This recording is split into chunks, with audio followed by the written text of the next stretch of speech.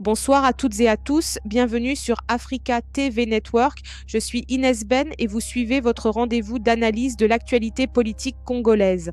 Ce soir, nous revenons sur une prise de position très attendue de l'Église du Christ au Congo, l'ECC, concernant le débat qui divise actuellement la classe politique autour d'une éventuelle réforme de la Constitution du 18 février 2006. Alors que certains acteurs politiques plaident pour une révision de la loi fondamentale afin de renforcer l'efficacité des institutions, d'autres y voient un risque majeur pour la stabilité du pays. Face à cette controverse, l'ECC vient de rendre publique sa position officielle, une position nuancée que plusieurs observateurs résument en 3 mots: oui, mais sous condition. Que dit exactement l'Église protestante? Quelles sont les conditions qu'elle pose et quelles pourraient être les conséquences de cette déclaration dans le débat national? Décryptage. L'Église du Christ au Congo ne s'oppose pas au principe d'une réforme constitutionnelle. Cependant, au terme de sa 66e session extraordinaire tenue à Kinshasa, elle estime qu'un tel processus ne peut être engagé dans le contexte actuel sans certaines garanties fondamentales.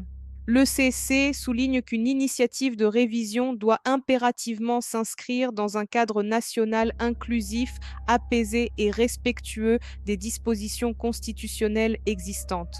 Pour les responsables de l'Église protestante, le moment exige davantage de dialogue, de sagesse et de recherche du consensus que de confrontation politique.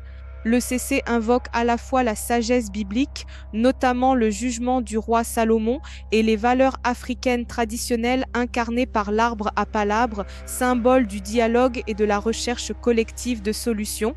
Plus encore, l'Église considère que le dialogue démocratique national et inclusif demeure aujourd'hui la voie la plus appropriée pour traiter les questions institutionnelles majeures.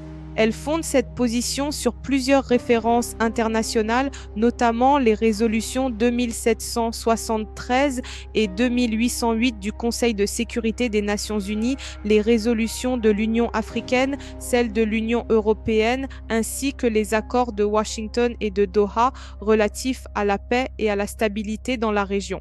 Du côté des partisans du changement, le professeur André Mbata, secrétaire permanent de l'Union sacrée, a soutenu que la constitution actuelle ne répond plus aux attentes de la population et limite l'action du président de la République.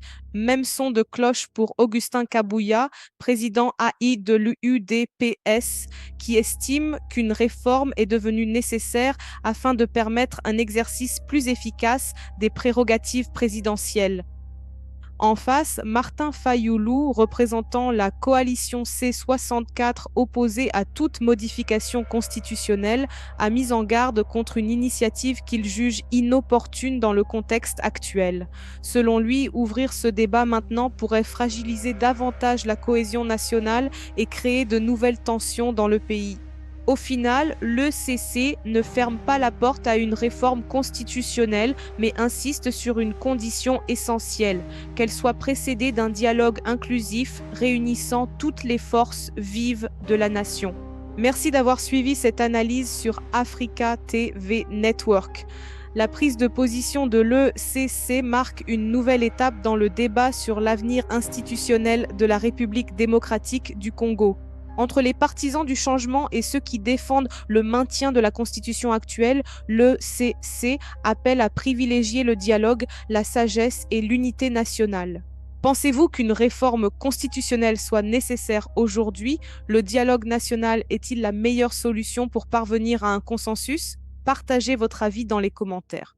N'oubliez pas de vous abonner, d'activer la cloche et de partager cette émission. Je suis Inès Ben, merci de votre fidélité et à très bientôt sur ATN.